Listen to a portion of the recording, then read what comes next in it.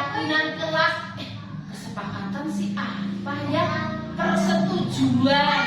Nah, nanti kalau kesepakatan sudah jadi, harus melaksanakan semua. Bu guru melaksanakan, anak-anak melaksanakan. Karena kita sudah setuju membuat kesepakatan kelas, membuat keyakinan kelas. Yuk, kira-kira keyakinan kelas kita yang mau kita buat apa ya? Coba. Nah, kalau di dalam kelas kita bagaimana ya? Oh, belajarnya gimana? Main-mainan? Nggak bisa. Cerita sendiri?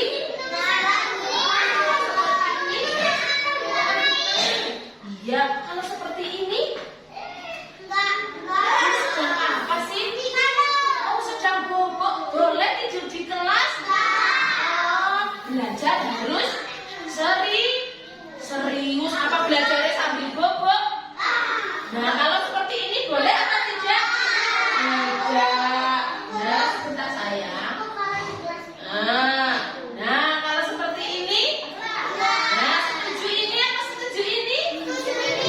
Nah, berarti kalau belajar serius, tidak cerita sendiri. Kalau yang setuju, Bu Guru tempel di sini ya.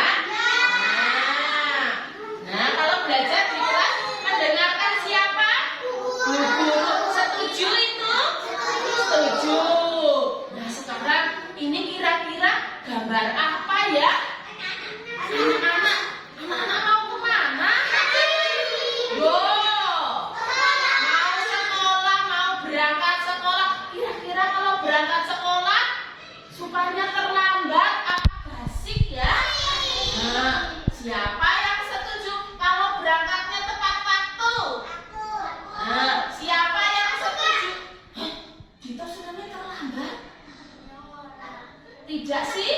Nah, yuk kita setuju kalau sekolah berangkatnya tepat waktu, tidak boleh terlambat. Ya Mas Gibran ya, berangkatnya lebih awal. Setuju berangkat tepat waktu?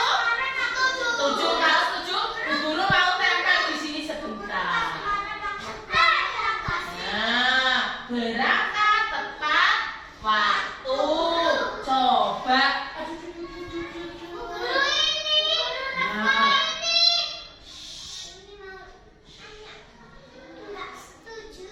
ini ada anak yang beda-beda. Boleh diolok-olok? Tidak. Boleh dinakali? Tidak. Berarti kita kalau sesama teman harus apa ya? Saling menghargai. Tidak boleh mengejek teman. Tidak boleh ngolok-olok teman. Terus sama yang ini saling menghargai. Kalau ada temannya yang maju, yang di belakang mendengarkan. Perhatian, kalau ada yang lagi bicara di depan, yang di belakang mendengarkan dulu. Nanti kalau mau bertanya boleh, tapi gantian. Namanya saling menghargai. Mau ditempel yang mana ya? Oh, yang ini. Oke, ditempel dulu yang ini. Setuju ya? Kalau ada orang lagi bicara, gantian ya. Nah, terus coba ini disimpan. Oh iya, tidak apa-apa. Terus kalau di dalam kelas, di sekolah, kira-kira kalau habis makan jajan, habis menggunting, kita apa? Buang sampah. Kalau seperti ini, setuju? Membersihkan sekolahan, setuju? Membersihkan kelas, setuju? Membuang sampah di tempat sampah yang benar, setuju?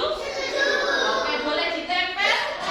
Oke, berarti menjaga kebersihan sekolah ditempel. Aku bangun tidur langsung bersih-bersih. Terus kalau di kelas ada temannya yang kesusahan, ada temannya yang belum selesai, dibantu. Kalau yang ini jadi apa? Oh, ditolong. Berarti harus apa ya? Saling menolong.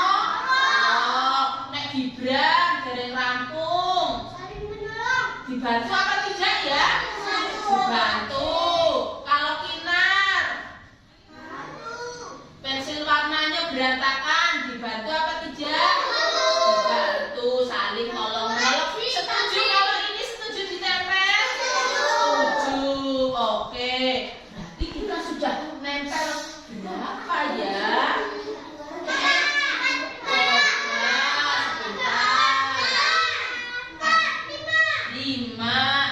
Ulangi lagi keyakinan kelas yang kita buat hari ini apa ya? Yuk diulangi, gambarnya sudah kita tempel. Diulangi lagi keyakinan kelasnya apa yang ini tadi? Berangkat tepat waktu. Yang ini belajar dengan serius. Oh, boten dolanan mawon. Yang ini saling membantu. Yang ini saling menghargai. Nah, yang bawah menjaga kebersihan. Ada berapa mas ini yang keyakinan kelas kita? 5. Setuju yang ini kita laksanakan bersama? Ya. Oke ya, janji kita setuju semua? Setuju. Oke. Nah, keyakinan kelas sudah kita buat. Kalau yang melanggar bagaimana ya? Ayo Mas Gibran. Kalau yang melanggar bagaimana ya? Harus diingatkan. Yuk Mas Gibran, belajarnya bobok. Diingatkan Mas Gibran, gambarnya apa ya kalau lagi belajar ya? Nah, harus serius, tidak boleh bobokan. Nah, kalau Mas ini yuk, buang sampahnya di kelas. Diapakan jari? Diingatkan. Ya sebentar diingatkan. Yuk jaga kebersihan kelas kita ya. Oke? Oke.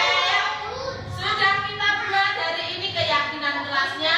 Semoga yuk semangat kita laksanakan siap. Oke, terima kasih. Hari ini kita sudah bersama-sama membuat keyakinan kelas. Ya. Bersatu dalam perbedaan. Bismillahirrahmanirrahim. Assalamualaikum warahmatullahi wabarakatuh. Waalaikumsalam warahmatullahi wabarakatuh. Alhamdulillahirabbil alamin wa bihi nasta'inu ala umuri dunya waddin wa ala alihi wa sahbihi ajmain amma ba'du. Ibu Kepala TK Pertiwi Dion Kulon yang saya hormati, teman-teman guru baik TK maupun KB yang saya hormati. Alhamdulillahirabbil alamin, segala puji bagi Allah yang telah melimpahkan rahmatnya kepada kita sehingga pada hari ini panjenengan semua bisa rawuh di sini dalam rangka kita mau berbagi pemahaman tentang budaya positif. Sholawat dan salam senantiasa kita sanjungkan kepada junjungan kita Nabi besar Muhammad SAW yang kita nantikan syafaatnya kelak di yaumil akhir. Ibu-ibu yang saya hormati, perkenankanlah pada hari ini saya akan sedikit berbagi tentang budaya positif.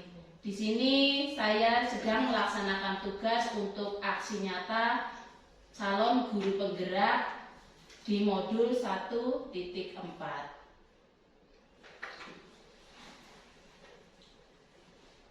Panjenengan semua tentunya sudah kenal sama saya, tapi tidak ada salahnya saya tampilkan di sini, nggih. Nama saya Elita Kudharyanti. Di sini saya termasuk calon guru penggerak di angkatan 7 dari Kabupaten Banjarnegara. Alhamdulillah saya sudah menyelesaikan modul 1, sehingga tugas di akhir modul 1 saya harus melaksanakan aksi nyata di modul 1.4 dengan topik budaya positif. Di kesempatan ini sebenarnya kita belajar bersama-sama ya Bu. Saya tidak mau menggurui panjenengan semua. Kita belajar bersama. Mungkin kalau ibu-ibu semua sudah belajar pelatihan mandiri di PMM sampai topik berapa, ada nanti di sana ada topiknya disiplin positif. Nah, Kalau yang sudah kita ulang lagi, ya. Kalau mungkin sudah sampai topik itu, hari ini kita ulang lagi. Semoga tambah ingat, tambah lancar lagi, tambah bermanfaat ilmunya. Marilah ibu-ibu, sebelum kita memasuki apa sih budaya positif, kita tengok dulu sebentar tentang filosofi pendidikan menurut Ki Hajar Dewantoro. Menurut Ki Hajar Dewantoro, tujuan pendidikan adalah menuntun segala kodrat yang ada pada anak agar mereka dapat mencapai keselamatan dan kebahagiaan setinggi-tingginya, baik sebagai manusia maupun anggota masyarakat. Nah, untuk mencapai tujuan tersebut ya perlu ditanamkan budaya positif di sekolah maupun di rumah. Untuk budaya positif ini tidak hanya di sekolah saja, tapi sebaiknya juga di rumah. Sehingga anak merasa nyaman dan bahagia dalam mengikuti kegiatan, baik kegiatan pembelajaran di sekolah maupun kegiatan yang ada di rumah. Kalau di sekolah tentunya kita sekarang sudah menerapkan kurikulum merdeka. Alhamdulillah kita semua sudah kurikulum merdeka ya yang di sini. Nah, tentunya konteksnya dalam konteks merdeka belajar. Marilah kita pilih tentang budaya positif. Apa sih itu budaya positif? Budaya positif adalah nilai-nilai positif yang diyakini sebagai kebiasaan baik oleh seluruh warga sekolah. Oleh seluruh warga sekolah. Jadi bukan cuma gurunya saja, tapi baik murid maupun orang tua wali murid, dan membutuhkan konsistensi dalam mewujudkannya dan dibuat dengan tujuan untuk membentuk karakter positif yang sebagaimana kita ketahui sekarang kita pendidikannya sedang mengacu pada karakter yang sesuai dengan profil pelajar Pancasila. Tentunya ibu-ibu semua masih ingatlah, sudah ngelotok semua apa sih dimensinya yang ada di profil pelajar Pancasila? Mbak Siti masih ingat ada berapa dimensi ya? Ada 6. Oh, ada 6 dimensi. Apa ya Mbak Yuni?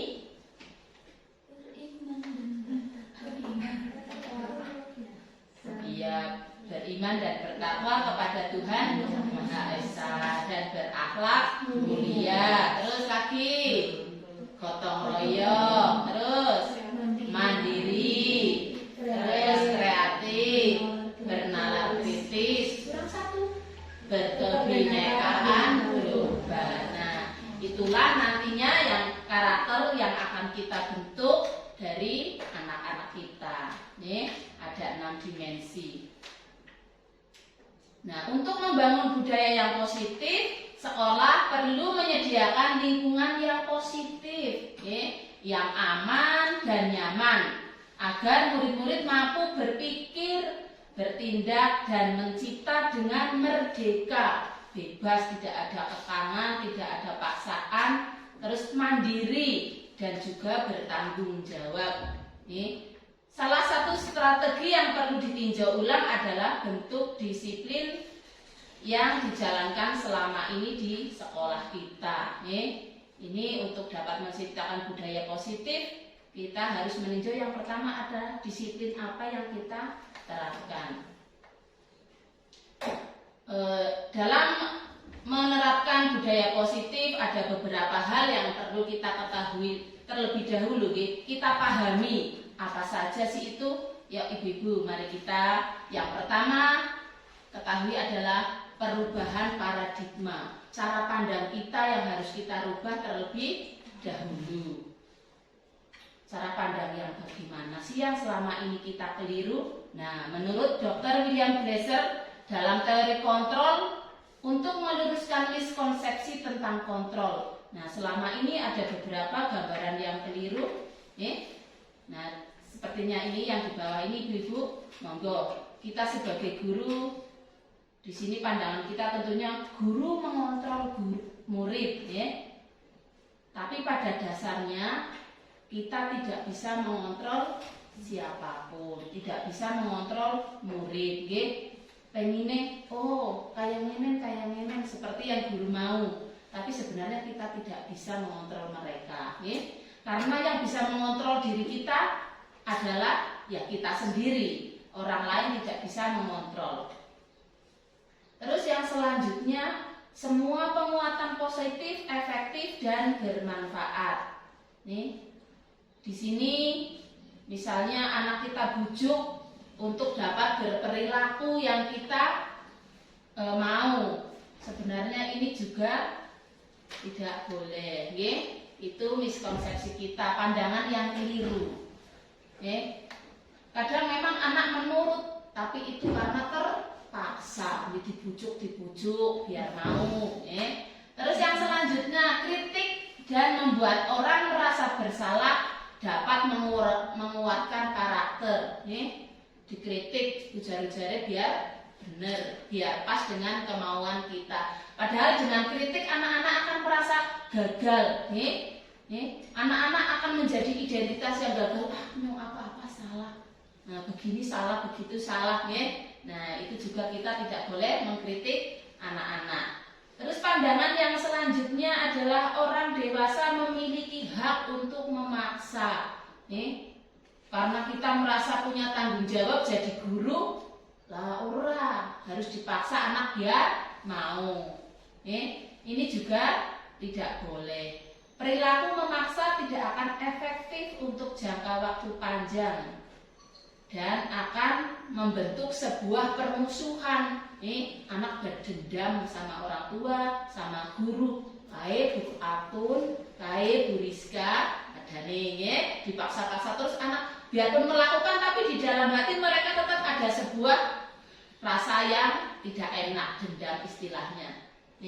Itulah beberapa pandangan yang harus kita luruskan terlebih dahulu. Terus yang selanjutnya, bagaimana cara kita merubah pandangan kita, paradigma kita? Seseorang bisa berubah dari paradigma stimulus respon kepada pendekatan teori kontrol.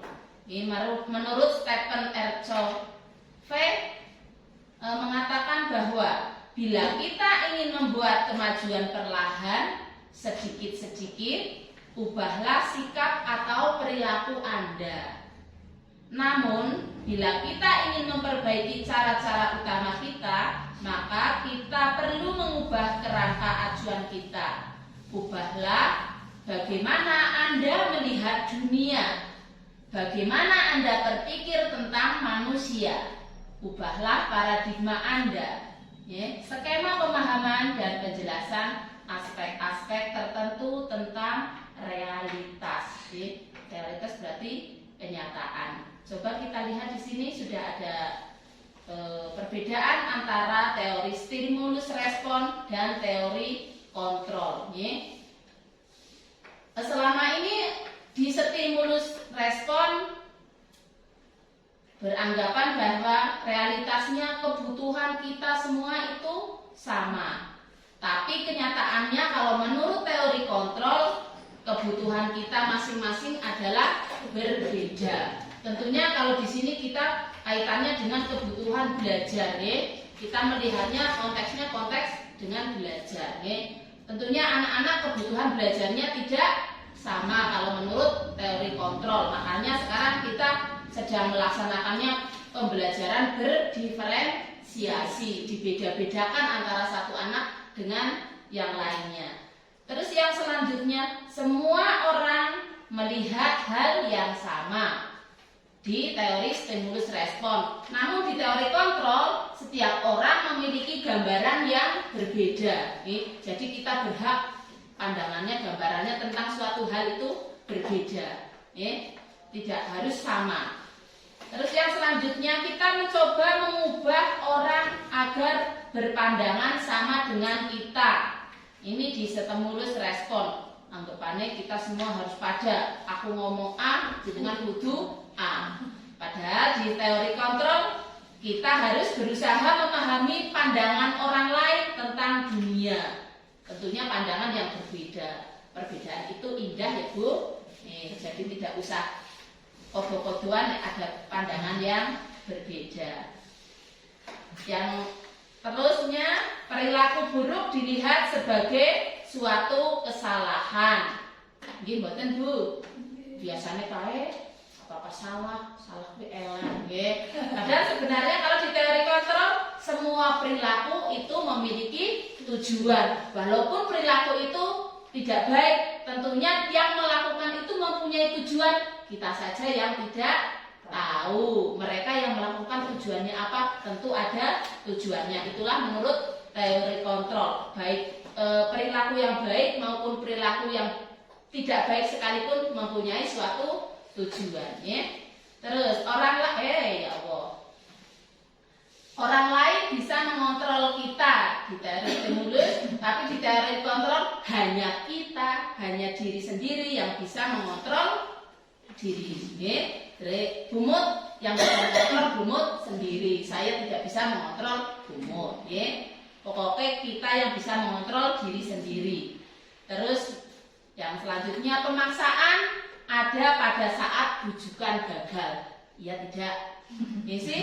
Bujuk-bujuk tidak mau. Kudu. Nah harus, tapi harusnya kolaborasi dan konsensus menciptakan pilihan-pilihan baru. Ini tidak boleh dipaksa. Kudune oh aku pengennya saya dulu. Nah ya tidak apa-apa, solusinya sendiri-sendiri. Yang terakhir, model berpikir menang kalah. Tapi sekarang kita harus berpikirnya menang-menang. Jadi tidak ada yang kalah, tidak ada yang menang. Semuanya menang. Karena kita tujuannya masing-masing. Pendapat kita sendiri-sendiri berbeda. Jadi pikirannya kita harus menang-menang. Bu Yuni ya menang, aku ya menang, Bu Siti ya menang kabeh. Ya. Nah, yang selanjutnya yang perlu kita pahami di sini adalah disiplin positif. Sebelum kita masuk ke disiplin positif, coba kalau kita mendengar kata-kata disiplin, kita kira-kira apa yang ada di bayangan kita ya Bu? Masuk tepat waktu. Masuk tepat waktu. Apalagi taat peraturan. Nah, betul itu, ya. Kalau kita mendengar kata disiplin mesti ada peraturan, ada kepatuhan, ada tata tertib, ya. Nah, padahal sebenarnya disiplin bukan seperti itu, ya. Disiplin kaitannya tentu dengan hukuman. Nah, orang disiplin ada konsekuensinya, ada hukumannya. Disiplin dalam budaya kita dimaknai dengan sesuatu yang dilakukan seseorang pada orang lain untuk mendapatkan kepatuhan. Oh, berarti kan bocah patuh kan disiplin. Padahal sebenarnya menurut Ki Hajar Dewantara dan Diane Gosen mengartikan kata disiplin sebagai bentuk kontrol diri. Bentuk kontrol diri yaitu belajar untuk mengontrol diri dan menguasai diri untuk memilih tindakan yang mengacu pada nilai-nilai yang kita hargai. Berarti kalau kita sudah bisa mengontrol diri untuk melakukan tindakan yang sesuai dengan nilai-nilai yang kita hargai, itu kita sudah termasuk disiplin. Bukan sesuai peraturan ya Bu, tapi sesuai dengan nilai-nilai yang kita hargai. Nah, apa tujuan disiplin positif? Tujuan disiplin positif adalah untuk menanamkan motivasi intrinsik pada diri, pada diri kita. Bukan cuma anak-anak saja, tapi diri kita juga. Untuk menjadi orang yang mereka inginkan dan untuk menghargai diri sendiri. Karena di sini motivasi intrinsik berarti dari mana? Dari dalamnya. Di sini tujuannya untuk menghargai diri kita sendiri. Ora karena pengen penghargaan, ora karena pengen hadiah, ora karena pengen pujian. Semua karena menghargai diri kita sendiri. Disiplin positif merupakan unsur utama dalam mewujudkan budaya positif yang kita cita-citakan di sekolah.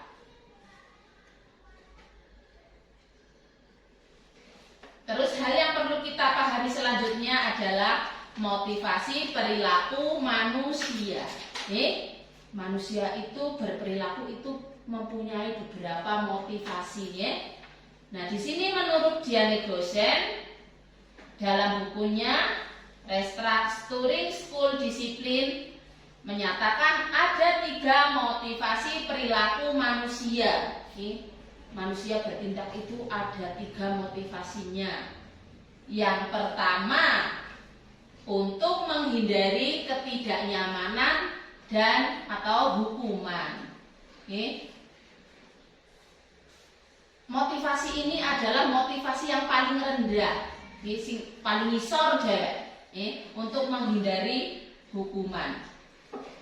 Biasanya orang yang motivasi perilakunya untuk menghindari hukuman atau ketidaknyamanan akan bertanya, dalam hatinya akan bertanya, apa yang akan terjadi apabila saya tidak melakukannya? Sebenarnya mereka sedang menghindari permasalahan yang mungkin muncul dan berpengaruh pada mereka secara fisik, secara psikologis, maupun tidak terpenuhinya kebutuhan mereka. Mereka takut akan hukuman. Anak-anak yang bukan jewer, bukan suruh berdiri di depan kelas, ada hukumannya. Terus motivasi yang kedua adalah untuk mendapatkan imbalan atau penghargaan dari orang lain. Nah, ini juga lebih meningkat sedikit dari tadi yang pertama, tapi juga ada harapannya, mengharapkan penghargaan atau imbalan dari orang lain. Ini juga termasuk motivasi dari luar, bukan dari dalam diri kita. Ini motivasi dari eksternal. Biasanya kalau orang yang mengharapkan imbalan atau penghargaan, mereka akan bertanya, bagaimana ya? Apa yang akan saya dapatkan apabila saya melakukannya? Tetap mengharapkan sesuatu. Terus motivasi yang ketiga adalah untuk menjadi orang yang mereka inginkan dan menghargai diri sendiri dengan nilai-nilai yang mereka percayai. Nah, ini baru motivasi yang datang dari mana? Diri sendiri, dari dalam motivasi intrinsik. Nah, tadi disiplin positif tujuannya untuk mencapai yang motivasi nomor 3, motivasi intrinsik dari dalamnya.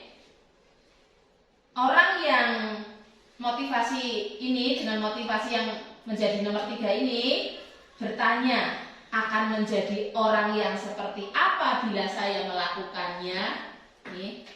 Menjadi orang seperti apa? Berarti dirinya sendiri yang dipertanyakan. Mereka melakukan sesuatu karena nilai-nilai yang mereka yakini dan hargai. Dan mereka melakukannya karena mereka ingin menjadi orang yang melakukan nilai-nilai yang mereka percayai tersebut. Ibu-ibu yang saya hormati, yang selanjutnya yang perlu kita pahami adalah kebutuhan dasar manusia. Kita sebagai manusia mempunyai kebutuhan dasar yang harus kita penuhi. Ini menurut Glasser, di sini kebutuhan dasar manusia ada 5.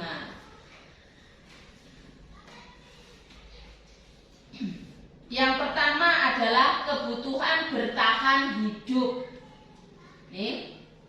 Kebutuhan ini bersifat fisiologis untuk bertahan hidup. Tentunya di sini seperti kebutuhan pokok, makanan, pakaian, istirahat, rumah, dan rasa aman. Selain itu juga kesehatan. Tentunya kalau kita sehat bisa bertahan hidup. Terus yang kedua, kebutuhan dasar yang kedua adalah kebutuhan kasih sayang dan rasa diterima. Kebutuhan kasih sayang dan rasa diterima.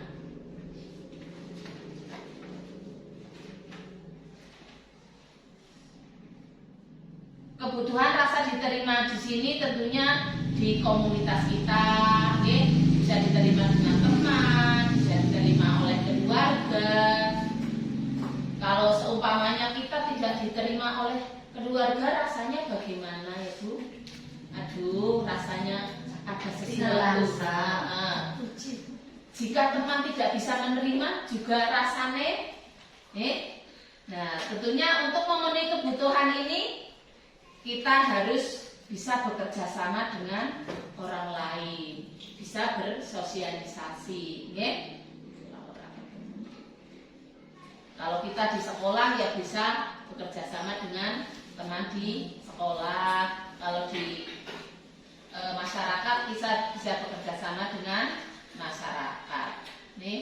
Terus yang kebutuhan dasar yang selanjutnya adalah kebutuhan tentang kekuasaan dan penguasaan. Apa sih artinya teman?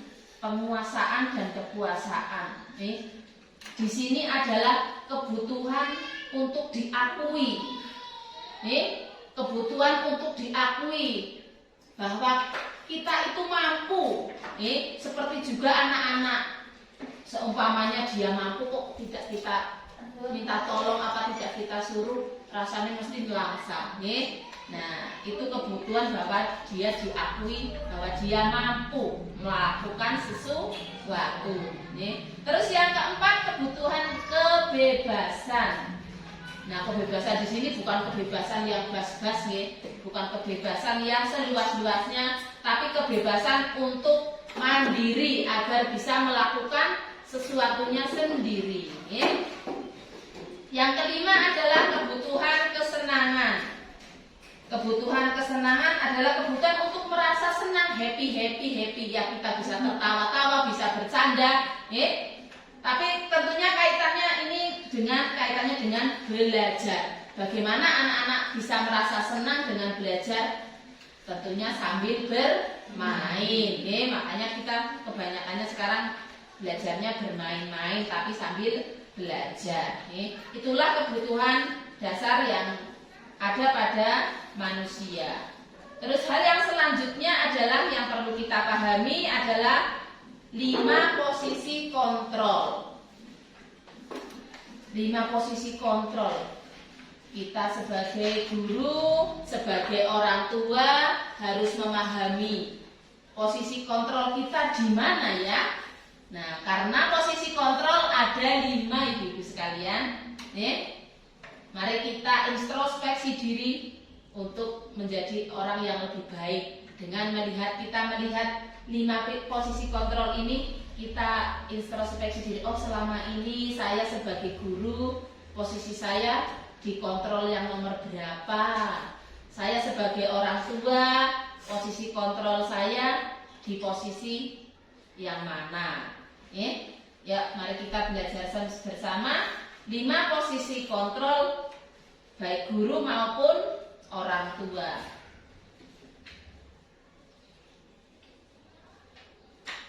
Posisi kontrol yang pertama adalah posisi kontrol penghukum. Seorang penghukum biasanya menggunakan hukuman fisik maupun verbal. Jadi hukuman di sini tidak hanya hukuman fisik saja, dijewer, dijiwit, tapi dengan kita bersuara dengan nada tinggi, dengan mata melotot, dengan menunjuk-nunjuk, apalagi getak-getak menghardik, nah itu juga sudah termasuk penghukum. Kita masuknya di penghukum, hukuman. Ya kadang-kadang memang kita kurang kontrol, kalau anak-anak sedang ramai terus terang saja ya tidak Bu. Karena saya ya memang terang masih kadang seperti itu. Ayo Mas, ya seperti itu mesti keras. Apalagi anaknya 50 masuk semua, iya kan? Maju tangan. Maju tangan ya.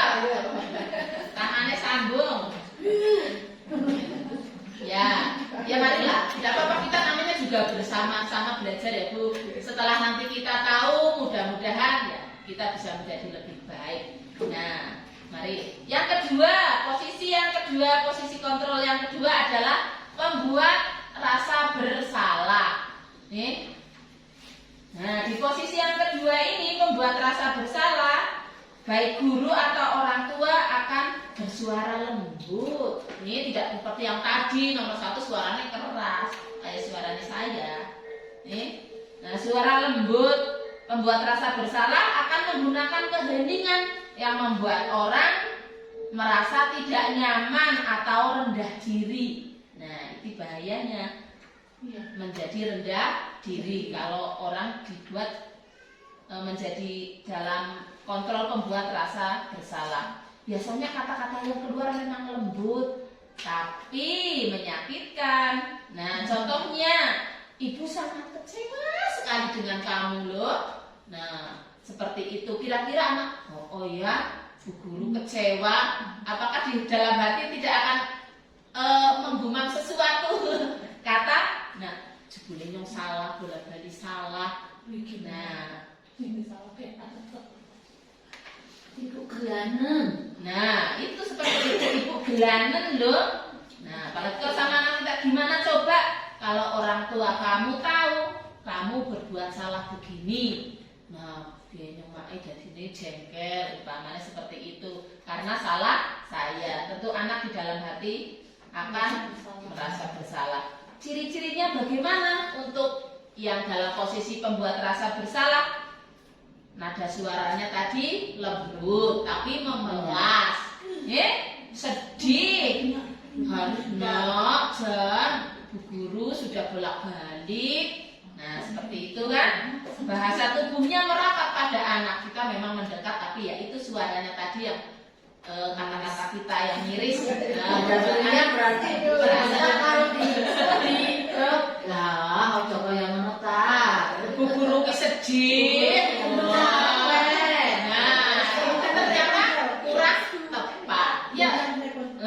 Ya nanti kita selanjutnya dulu. Oke. Kita tunggu selanjutnya. Untuk posisi kontrol yang ketiga adalah posisi teman. Nah, posisi teman di sini guru tidak akan menyakiti murid. Namun akan tetap berupaya mengontrol murid melalui pendekatan yang persuasif. Posisi teman pada guru bisa berdampak negatif. Walaupun kita posisi teman sudah cukup bagus, tapi ada dampak negatifnya. Kenapa berdampak negatif? Karena anak-anak bisa tergantung pada guru. Karena guru akan selalu membantu anak. Jadi ketika guru tidak membantu, tentunya anak-anak jadi nana bunda nunung. Jadi tergantung. Nah, itu apa sisi negatifnya? Sisi positifnya tetap ada. Kita tidak membetak-betak anak, tidak membuat anak rasa sakit hati, tapi ya itu ada sisi juga negatifnya. Contoh kata-kata apa ya yang dikatakan oleh posisi teman ini? Contohnya, ayo bantulah demi bu guru ya. Nah, seperti itu kata-katanya. Ayo ingat bantuan bapak selama ini, bantuan ibu selama ini. Tungkit lagi.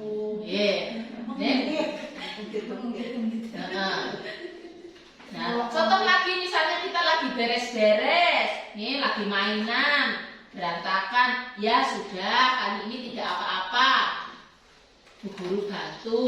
Nah, besok lagi diulangi lagi. Jadi anak-anak merasa tergantung sama guru. Di rumah juga demikian, anak-anak akan merasa tergantung dengan orang tua.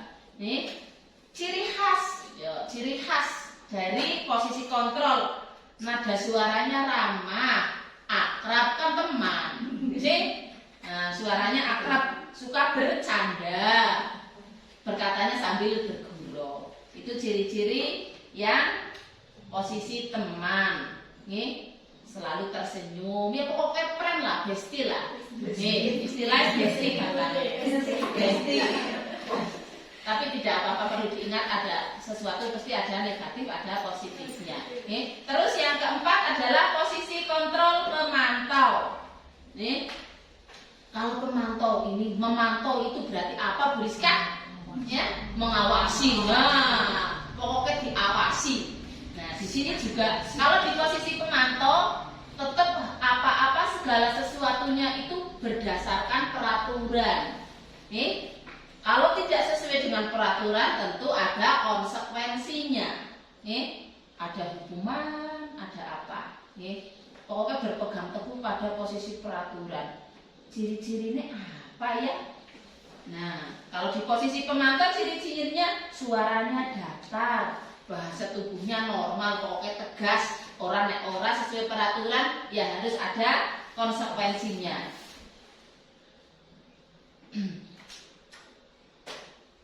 Misalnya kita masuknya jam 7, ya harus jam 7, ya. Ini di posisi pantau. Kalau tidak tepat jam 7 mesti ada hukumannya. Itu kalau anak-anak yang sudah besar ya, mereka tahu ya tidak ya. Oke. Kalau yang SMP mesti harus ada konsekuensinya, lari lapangan, bersih-bersih kamar mandi, atau bersih halaman. Terus untuk posisi kontrol yang kelima yaitu posisi kontrol yang manajer. Nah, ini posisi kontrol yang paling baik yang diharapkan kita bisa di posisi ini. Apa sih posisi kontrol yang di manajer?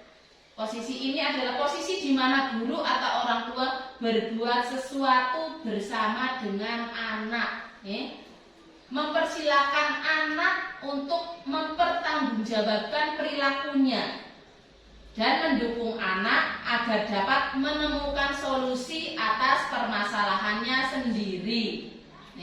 Jadi ditanyakan dengan baik-baik apa penyebabnya, mencari solusinya.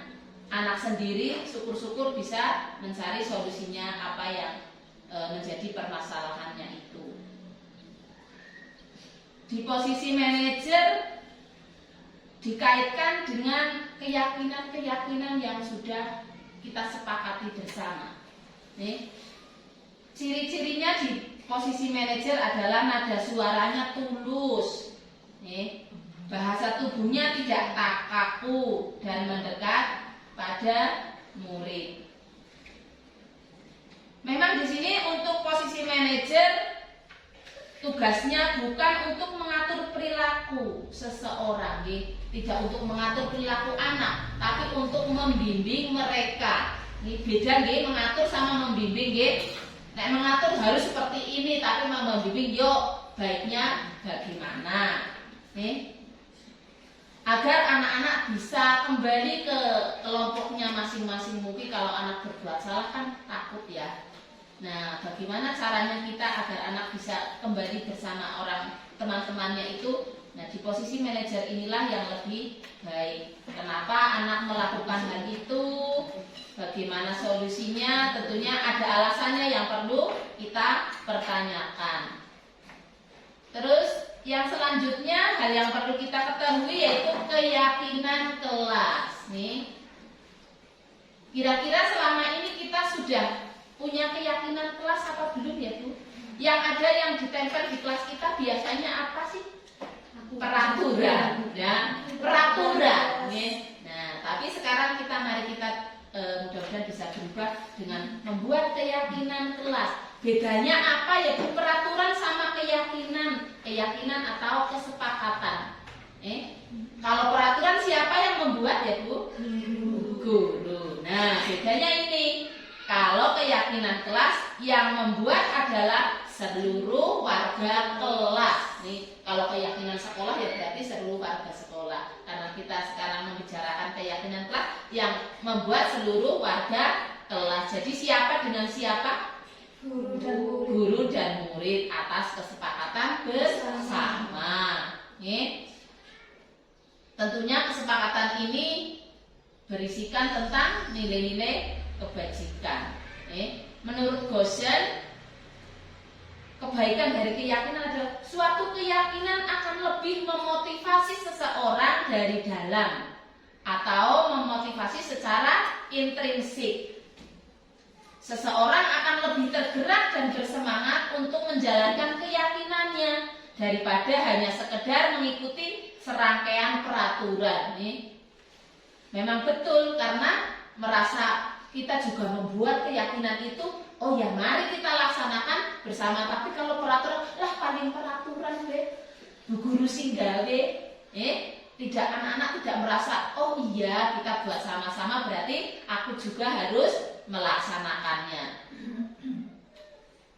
Keyakinan kelas berupa pernyataan-pernyataan universal. Keyakinan kelas senantiasa dibuat dalam bentuk positif. Keyakinan kelas di sini bentuknya bentuk kalimat positif. Tidak boleh ada kata-kata jangan. Tidak boleh ada kata-kata tidak. Nih, diusahakan mari kita bentuk dengan kalimat yang positif. Nih, tidak boleh lari-lari. Nah, sebaiknya apa ya? Berjalan pelan di kelas. Nah, ada tidak berarti jadi negatif. Jangan apa maning jangan akan jangan ora uli. Iya. Kebanyakan jangan tidak boleh. Karena anak-anak apabila katanya ya, menurut siapa saya pernah kalau jangan itu tidak nyantol di sini. Jangan lari-lari malah anak-anak jadi lari-lari. Jangan manjat tinggi-tinggi malah tambah tinggi. Nah, karena jangannya tidak nyantol di sini katanya sih. Jadi yang ingatnya di belakangnya. Mari kita jangan kebanyakan jangan sayur saja. Oke? Terus untuk membuat keyakinan kelas kita jangan terlalu banyak. Tidak boleh terlalu banyak. Gara-gara kayak aturan kelas SMP. Sebaiknya sedikit saja tapi kita bisa melaksanakan bersama-sama. Monggo kita bisa berlatih membuat keyakinan kelas di sekolah masing-masing. Mudah-mudahan bisa dilaksanakan agar menjadi lebih baik. Terus hal yang selanjutnya yang perlu kita ketahui adalah segitiga restitusi. Sudah pernah lihat ya Bu? Sudah pernah lihat segitiga restitusi? Bu Rizka? Saya tahunya segitiga biru. Segitiga emas. Segitiga biru. Iya, segitiga. Di segitiga biru ada, segitiga emas ada. Nah, ini sekarang kita belajarnya segitiga restitusi. Sebelum masuk ke segitiga restitusi, apa sih restitusi? Apakah baru dengar? Oh iya, mari kita sama-sama belajar. Untuk restitusi sendiri pengertiannya adalah suatu proses menciptakan kondisi bagi anak untuk memperbaiki kesalahan dan mengajarkan untuk mencari solusi secara mandiri, untuk memperbaiki kesalahannya. Ini bagaimana cara memperbaikinya dan mencari solusinya. Oh, nek aku mau tukaran rebutan mainan, solusinya bagaimana? Nek aku tadi terlambat karena bangunnya kesiangan, solusinya bagaimana? Nah, di sini guru dan orang tua dapat melakukannya dengan menerapkan segitiga restitusi. Ibu-ibu sekalian, di sini bentuknya segitiga. Kalau kira-kira diterapkan cuma 2 sudah jadi segitiga apa tidak? Belum. Nah, karena segitiga sisinya ada berapa? Nah, sama. Ini segitiga restitusi. Di bawah sendiri garis datarnya menstabilkan identitas. Garis miring yang sini memvalidasi kesalahan tindakan yang salah. Terus untuk yang sisi selanjutnya menanyakan keyakinan. Kalau kira-kira kita melakukannya cuma 1 sama 3 sudah jadi segitiga apa belum? Belum ya. Jadi kita kalau melakukannya harus komplit jadi bentuk segitiga. Baru segitiga restitusi namanya. Mari kita pelajari apa sih jane tadi yang carane menerapkan segitiga restitusi. Yang pertama menstabilkan identitas. Ini di bagian dasar. Ini tadi menstabilkan identitas. Tujuannya apa sih ya? Untuk mengubah identitas anak dari orang yang gagal karena melakukan kesalahan menjadi orang yang sukses. Nih, tentunya kita juga nek yang berbuat kesalahan rasanya bagaimana ya Bu? Rasanya jadi orang yang gagal. Nah, kita kembalikan identitas mereka, identitas anak-anak menjadi identitas yang sukses lagi agar bisa bergabung lagi dengan teman-teman yang lain. Nah, anak yang melanggar peraturan karena sedang mencari perhatian adalah anak yang sedang mengalami kegagalan. Nah, di kelas kita sering mengalami anak-anak ribut, lari-lari, padahal mereka sedang mencari perhatian guru, merasa mereka tidak diperhatikan. Nah, untuk menstabilkan identitas mereka, kita bisa mengajukan pernyataan seperti di bawah ini nih. Contohnya pernyataannya, berbuat salah itu tidak apa-apa. Nah, tapi tentunya tadi ciri-cirinya, nek manajer suaranya lembut, aku seru-seru berarti loh. Berbuat salah itu tidak apa-apa. Nah, seperti itu contoh pernyataan. Nah, tidak ada manusia yang sempurna. Tentunya lega mboten jan Mbak Siti, misalnya lagu salah, ora apa-apa Mbak, salah kita ora apa-apa. Jadi lega apa tidak perasaannya? Ajine sing jokol, sing ora genah-genah, ora apa-apa, salah ora apa-apa.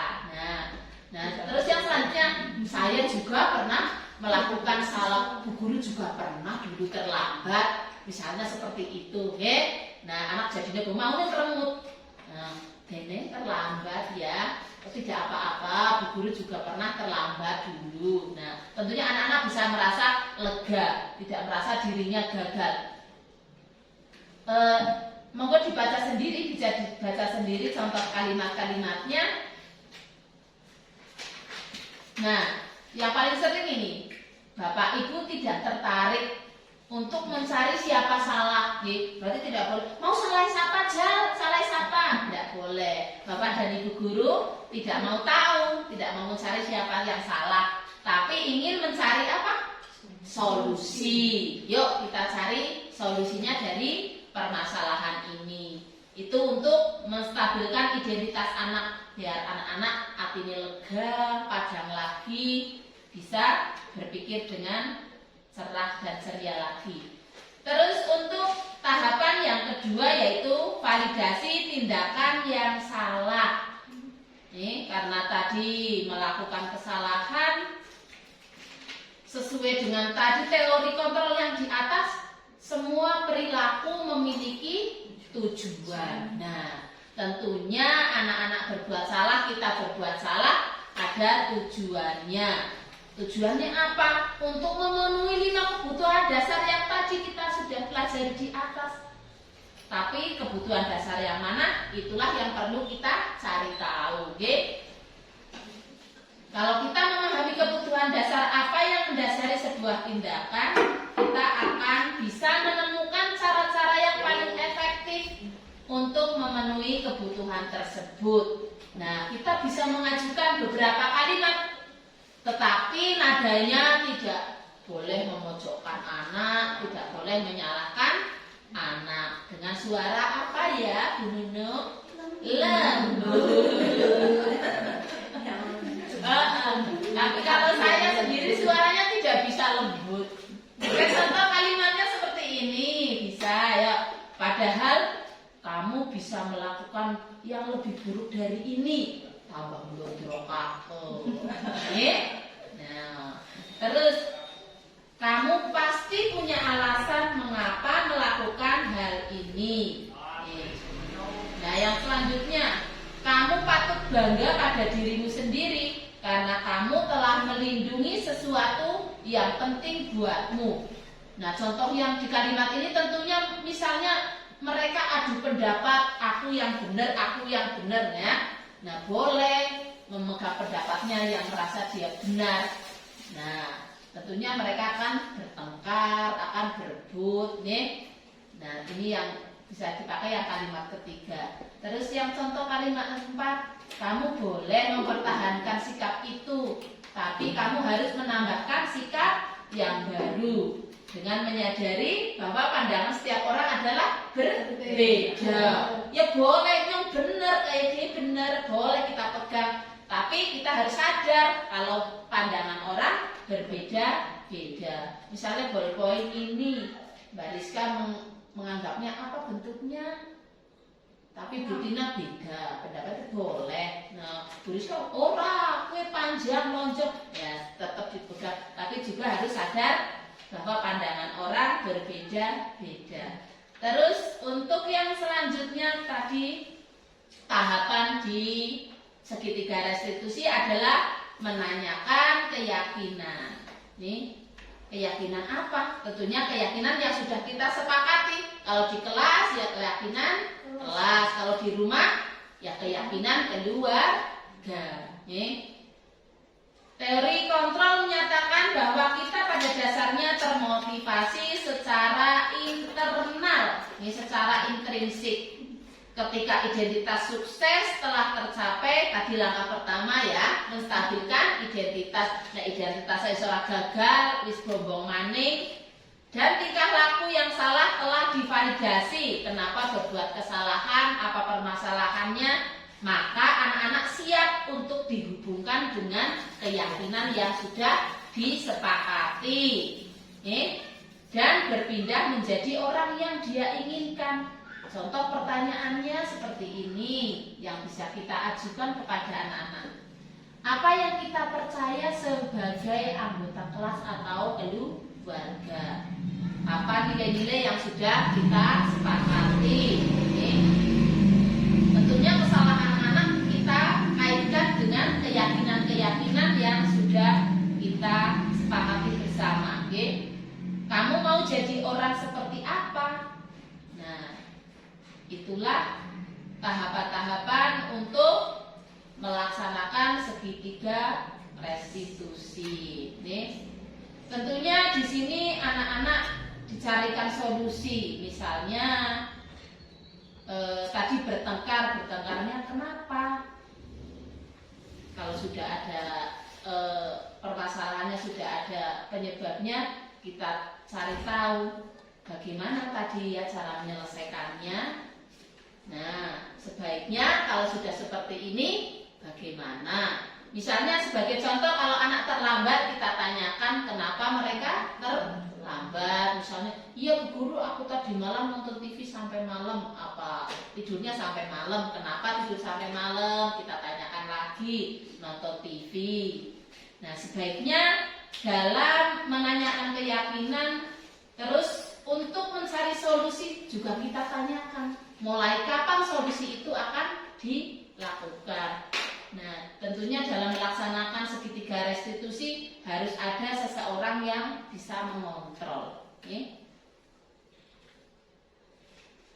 Hal-hal yang perlu diperhatikan dalam penerapan segitiga restitusi. Yang pertama, perilaku yang salah perlu dikaitkan dengan nilai-nilai atau keyakinan yang telah disepakati.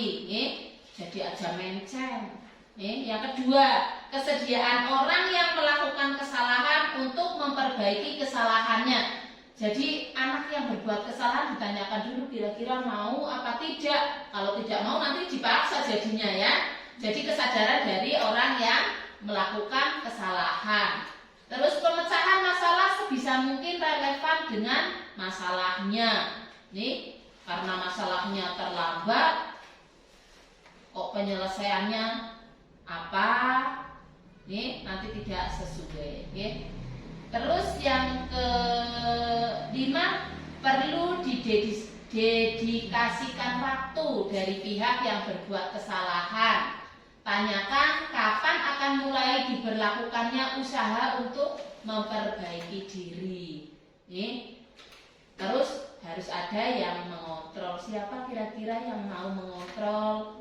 Misalnya untuk bisa bangun pagi, tadi contohnya anak terlambat ya. Tentunya kalau di rumah ya orang tua. Mulai kapan? Besok, apa minggu depan, harus ada timingnya, harus ada waktunya, direncanakan terlebih dahulu.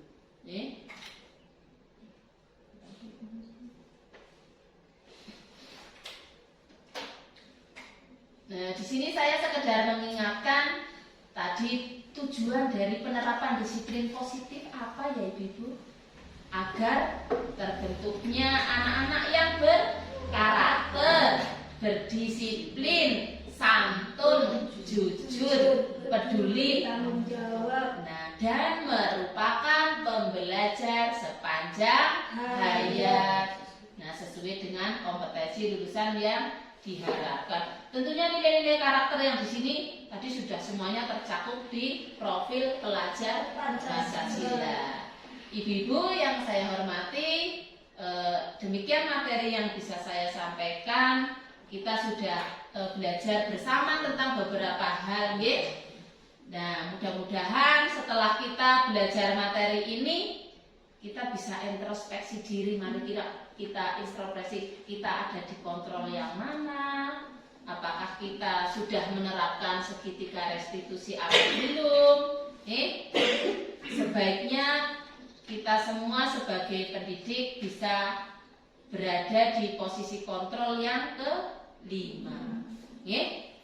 Mungkin dari pemaparan saya ada pertanyaan, disilahkan.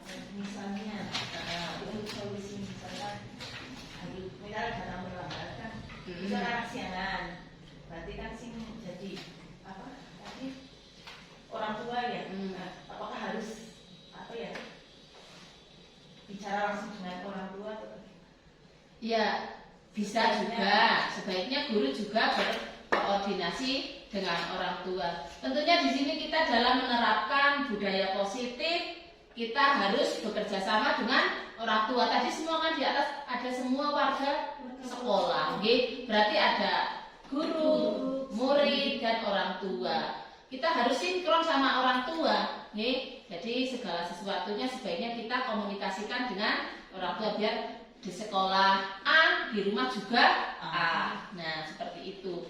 Karena tadi yang terlambat misalnya karena alasannya misalnya bangunnya kesiangan, tentunya kita tanyakan kesiangannya kenapa. Misalnya tadi main HP, tentunya kita harus memberitahu orang tua kan, karena main HP-nya di rumah.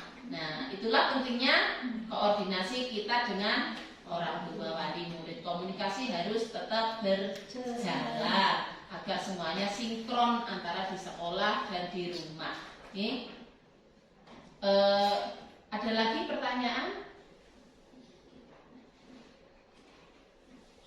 Sudah jelas Ibu? Alhamdulillah hari ini kita sudah bisa belajar bersama.